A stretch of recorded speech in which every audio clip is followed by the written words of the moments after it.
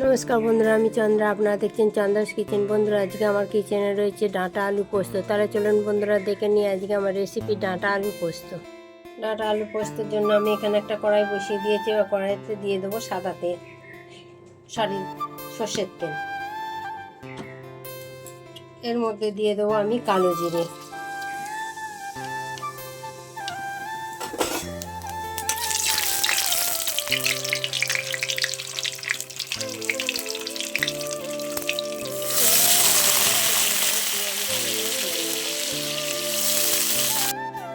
দেখুন বন্ধুরা, আমার আলুটা ভালো করে ভাজা হয়ে গেছে। এবার আমি দিয়ে দেবো ডাঁটাগুলো।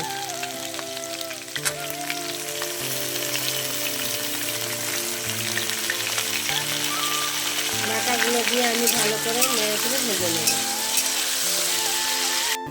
ডাঁটা আলুটা ভাজা হয়ে গেছে। এবার আমি পোস্তটা বেটে নিয়েছি। এর মধ্যে পোস্ত আর কাঁচা লঙ্কা দিয়ে আমি বেটে নিয়েছি। এবার আমি পোস্ত আর কাঁচা লঙ্কাটা ডাঁটা আলুর মধ্যে দিয়ে দেবো।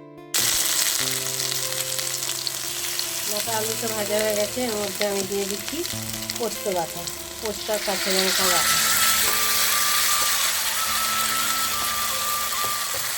দিয়ে আমি ভালো করে নাড়াচাড়া করে নিয়ে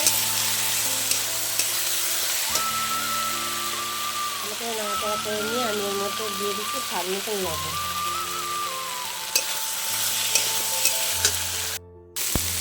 আর দেবো সামান্য পরিমাণে একটু হলুদ।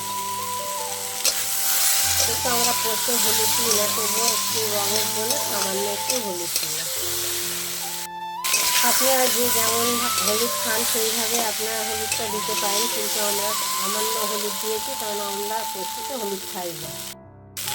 পোস্তটা দিয়ে আমার ভালো করে ভাজা হয়ে গেছে। এবার আমি জল দিয়ে দেবো। এখানে আমি পরিমাণ মতো জল দিয়ে দেবো। জল দিয়ে এবার আমি চাপা দিয়ে দেবো। বন্ধুরা, পোস্তটা আমার হয়ে গেছে। আপনারা এইভাবে একবার হলো করে খেয়ে দেখতে পারেন। আশা করি ভালো লাগবে। ভালো লাগলে লাইক, শেয়ার, কমেন্ট করে আমার পাশে থাকবেন। আবার আসছি নতুন রেসিপি নিয়ে। ততক্ষণে ভালো থাকবেন, সুস্থ থাকবেন। নমস্কার।